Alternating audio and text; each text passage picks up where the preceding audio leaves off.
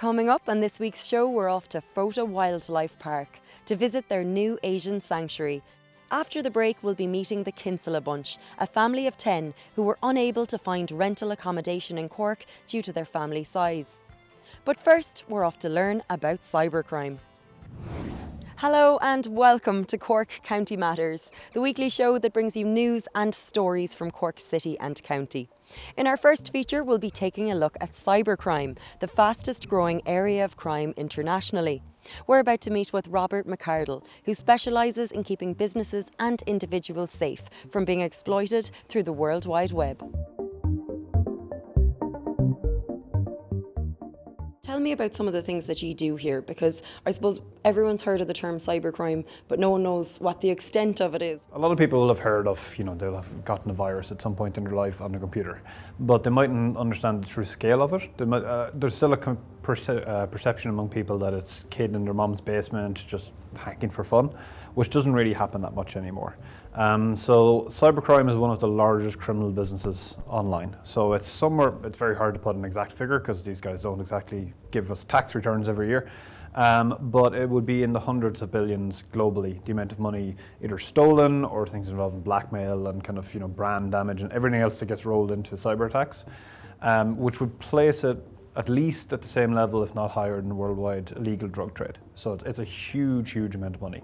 Way more than national debts of countries and so on like that. It's surprising that the amount of people that I talk to and you say, have you ever had a virus in your computer? And they go, of course I have. It's like, did you go to the local Garda station and report? And it's like, well, no, I didn't think I have to do that. It's like, if somebody burgled your house, would you report that? It's like, of course it would. It's like, somebody just burgled your laptop and took your pictures and your banking details and all this sort of stuff. So there's this perception that there's nothing the Gardaí can do.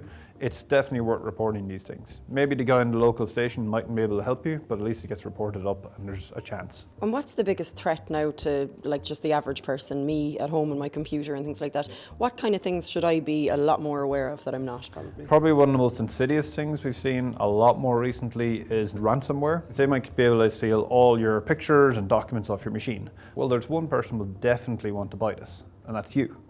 You're the one person guaranteed to want this data because it's yours in the first place. So ransomware works by encrypting everything, all your documents, photos, whatever the case may be, and then essentially blackmailing you and saying, if you ever want these back, then you need to pay us this amount of money. Now, I suppose we're all on Facebook all day, every day. We're all uploading videos to YouTube and things like that. Yep. Do you think that the general person is putting too much about themselves up online, and do you have any advice? It's too old-fashioned these days to just say, don't put this stuff online. Sorry, the world's moved on. That's what we do, right? That's how the world works.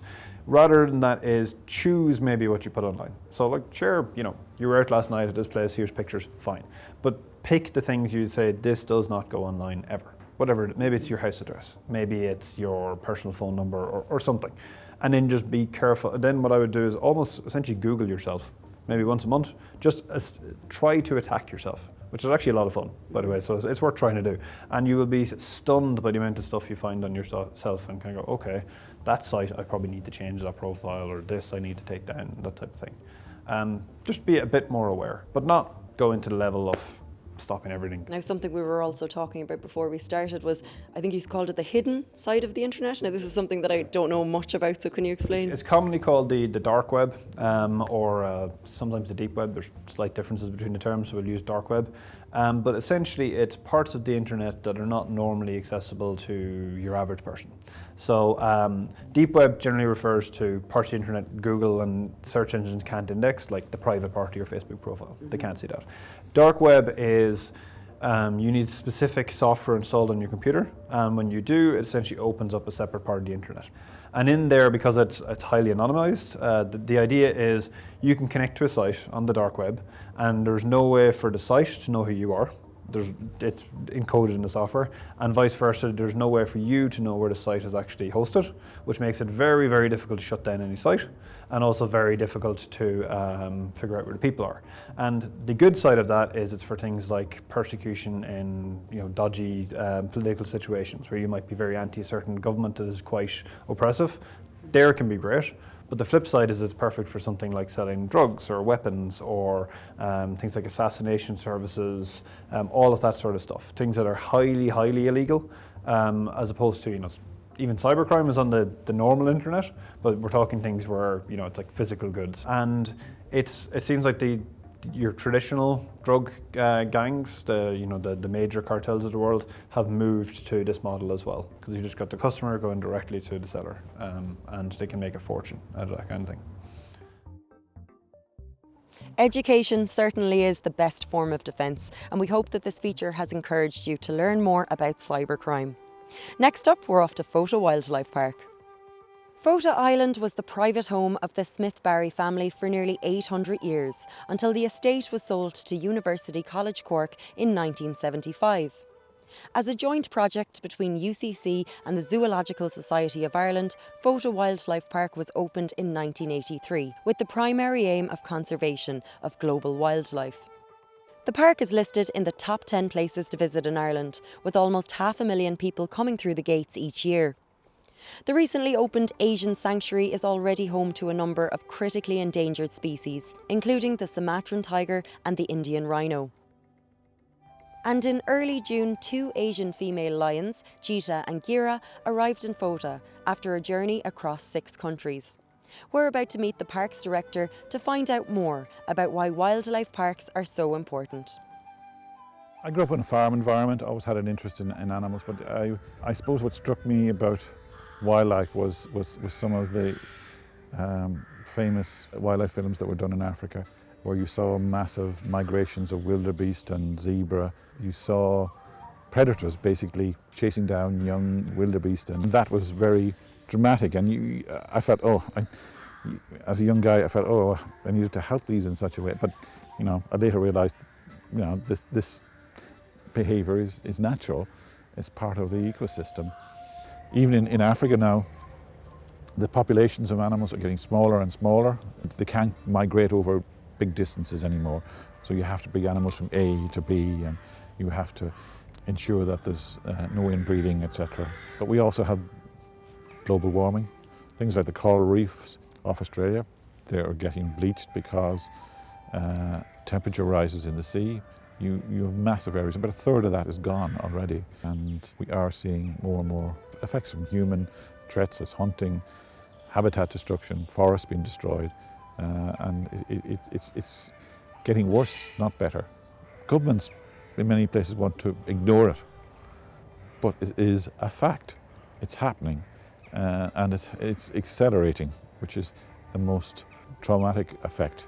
If we don't do anything about it, we're going to get extinction rates which will rival those that happened in, you know, when we lost dinosaurs and many large species like that. And this is one of the values of zoos. They assist in breeding animals in captivity, so that some later stage they can be reintroduced into the wild, and this is becoming more and more common. But also they help with funding of some protected areas. Fota Wildlife Park has had considerable success in breeding several different species over the years, none more so than the cheetah. Over 200 cubs have been born in Cork since 1984, and staff members put it down to the space and living conditions created especially for the cats. The park is capable of caring for up to 15 breeding cheetahs at one time, and is now home to Ireland's first cheetah run. Females are kept separately on their own in a similar manner to how they'd live in the wild, and are then mixed through other groups to help stimulate breeding at appropriate times. VIP tour guide Willie first came to Fota 27 years ago and has gone from a summer student to head warden. And now he takes people behind the scenes of the park and passes on all of his knowledge and anecdotes about the different animals to the public. My road has changed an awful lot to go from a seasonal worker, young lads on the tour train, picking papers, cutting grass, to becoming a zookeeper. But I do the VIP tours now, and we talk a lot about conservation education. As you know, there's a lot of things happening in Asia, China, India, fast-growing economies out there, so there's a lot of poaching, stuff like that going on. This last weekend we had the Asiatic lions, which there's only, I think, less than 300 left in the wild at the moment. So 2 species we've sent back to the wild is the European bison. As early as 8 weeks ago, we sent 7 back to a national park in Spain. And again, the similar to horned oryx, we returned to Africa, which have been extinct out there. But also, most importantly, I also look after some of our native species. Ireland's zoos and wildlife parks are leading the way. We can't dictate to people in third world nations, we have to try and educate. And I think if we can help out there, we're securing the world's future, do you know what I mean? So if we all do a bit to play, I mean, only in the last 12 months I'm starting to get the train to work, so I'm helping with my footprint, I think, you know. Fota's award-winning education department was established in 1995 and more than 13,000 students of all ages take part every year. We're about to meet with the park's head of education to find out more about the importance of teaching and learning. I suppose the most important thing is that I think we need to recognise our level of how highly dependent we are on nature.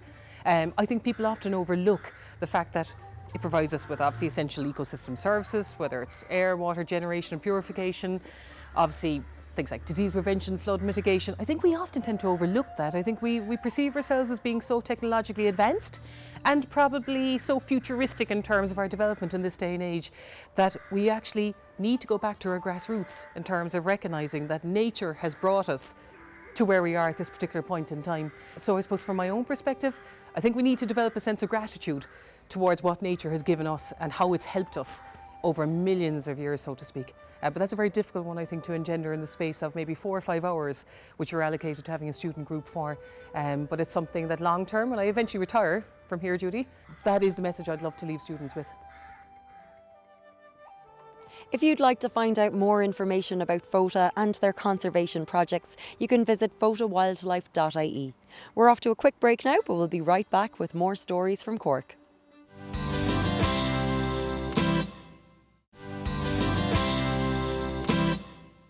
Welcome back to Cork County Matters. For our next feature, we're off to meet the Kinsella Bunch, a family of 10 who make regular YouTube videos, capturing the day-to-day activities in their busy lives.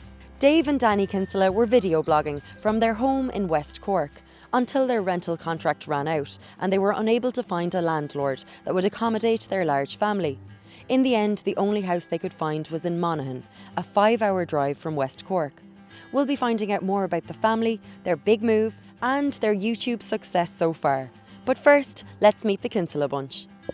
Hi, I'm Amy and I'm 11 years old. Hi, I'm Naomi and I'm 9 years old. I'm Judah and I'm 8 years old. I'm Becky and I'm 7 years old. I'm Sarah and I'm 6 years old. I'm Rachel and I'm 4 years old. I'm Tony and I'm 2 years old. This is Lucy and she's 4 months old. So Dave and Danny, thanks a million for being on Irish TV with us. Yeah, thanks for Thank having you. us. Yeah. You've been making videos called vlogging on YouTube for a number of years now about your family. Now you started these from Cork, and I suppose the reason we're here today, one of them, is to discuss kind of why you had to leave Cork. And you might tell me in your own words what happened there. Basically, the reason we had to leave was our landlady at the time, she was selling the house, and we couldn't find a house in Cork. So, you know, we looked in Wexford, we looked in Wicklow, we looked in Dublin, we looked in Kerry, Cavan, everywhere. And for months and months, we got turned down a lot. There was some interest, and then once they found out we had kids or we had pets or whatever for various reasons, we got turned down. And so we went back online and just did a countrywide search. And the only house that we could find that was suitable was in Monaghan. So we bundled the 7 in. 13-hour journey. Wife the whole pregnant thing. and made the trip up in one day.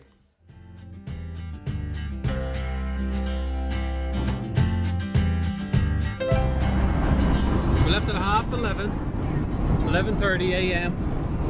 It is now 5 p.m. and we have another half an hour to go. We're kind of northeast, but it's relatively close to where I grew up. The Dave Kinsella, and I don't know, Danny would have to talk for herself, but I feel like the Dave Kinsella that left Dublin 7 years ago is a different Dave Kinsella that's gone back. Where do you think you'd be without your faith? Do you think it would have been much, much harder?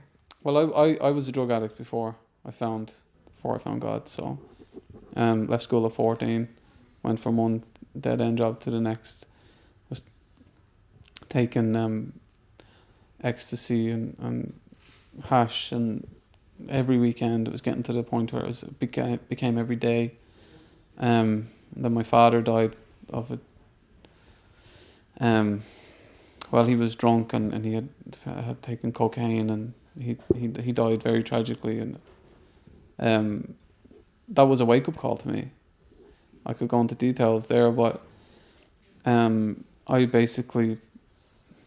feel like God called me, really, you know. We've weathered many storms, and I do feel like God has been faithful to us. You know, I look back on the answered prayers. We have a video up. It's called God's Not Dead, where the money for a house wasn't there. And an old friend we hadn't talked to in 6 years called me on a phone that had been dead for 9 months that I just decided to power up. And he said, Dave, I've been praying and God told me to give you €1,000. Exactly. 5 minutes after Danny said we need €1,000. We hope it encourages you, if you're a Christian, to know that God answers prayer and to seek God. And if you're not, just to think that maybe there is a God, and to go out there and seek him too. And he can answer prayers, and he will, if you will turn to him and just try, just seek him. Just reach out and say, God, this is what I did. God, if you're real, show me. God showed me he was real, and he always shows me he's real. Every time I start to doubt, God shows me he's real again. I think that people watching this will be really shocked that you weren't able to find a home in Cork with 8 kids, especially because the generation before us often had 12 children. What are some of the other struggles having a large family in Ireland at the moment?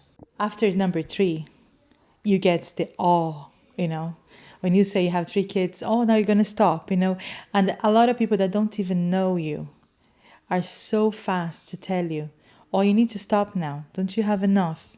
You know, okay, it would be nice, you know, to have had 3, maybe, you know, but now I can't imagine any of my children not being with us. You know, it's like, and they're so unique, and I know that they're going to be great future for Ireland. Judah, I have something to say. Rachel, I have some important news. Okay? Listen. Mammy didn't really go to the hospital because of her leg.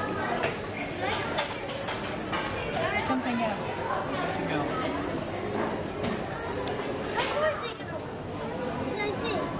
What's that? What's that? A baby! Yeah.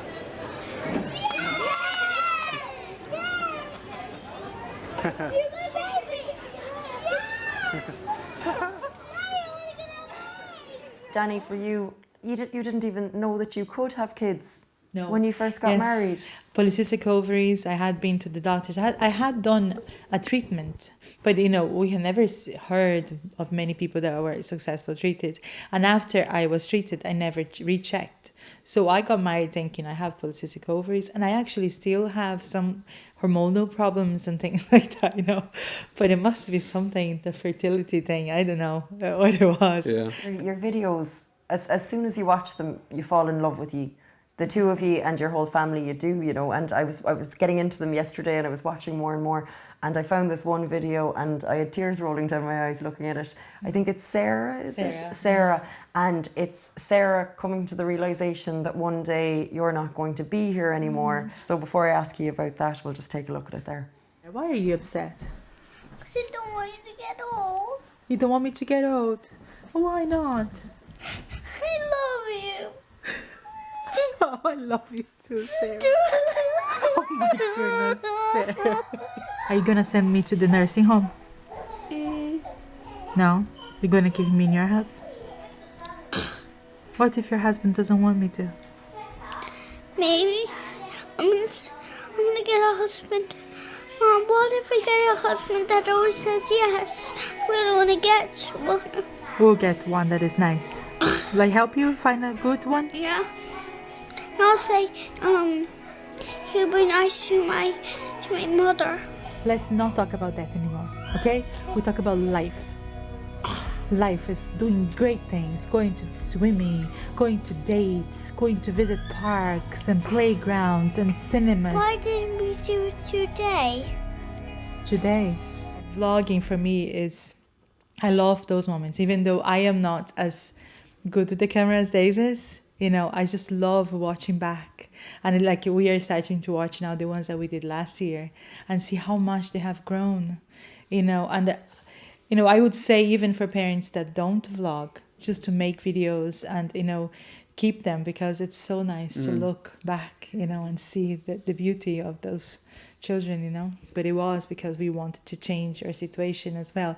We saw a lot of successful vloggers and we thought that could be something that in the future could help us out, So that was another aspect of it. And do the kids actually ever mind? Are any of them now kind of getting to the age where they're like, I don't want to be on it now today or anything like that? Well, it's just like us. We choose what we want to put in and what we want to leave out. And it's the same for Amy. Sometimes I'll have the camera on and she doesn't want it in, and we try and respect that. But overall, and we've asked them recently, I said, do you want us to keep vlogging? Yeah, and every one of them said yeah. Oh, they love it. And now the future, Monaghan vlogging. Pity, I'm devastated we don't have you in Cork anymore. It's a loss to Cork, it really is. But what do you have planned for the future? The plan is to keep going with the online business, keep going with the vlogging, get ourselves to a position where ideally we'd love to buy a house one day. A house that we've bought with our own money. To us, family and faith was the most important. That a little bit of youthful naivety, perhaps, and I think as the years have gone on and the economic crash that we experienced, maybe I was living in a bit of a bubble. I kind of walked into my first job and I could just walk, like the house. I could walk from one job to the next, no problem. I could walk from one house to the next, no problem. It's all changed now. I can't walk from one house to the next. I can't walk into a job anymore. I have to work very hard now. And maybe that's the best thing. I don't mind working hard for my money, and I don't mind if I have to travel halfway across the country for a house. I still believe that faith and family is the most important. That's still at the center. But perhaps we're just a little bit more worldly wise or less naive now than we were before.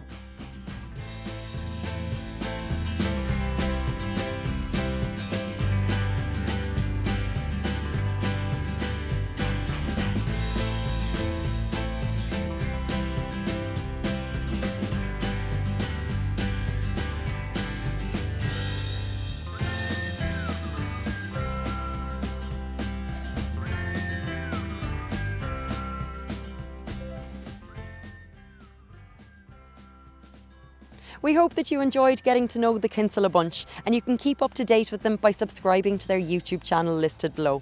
That's all we have time for in this week's show, but as always, if you'd like to get in touch with a story or event that you'd like to see us cover, you can email us at cork@irishtv.ie and keep in touch with us on Facebook and Twitter. Thanks a million for watching, and we'll see you next week.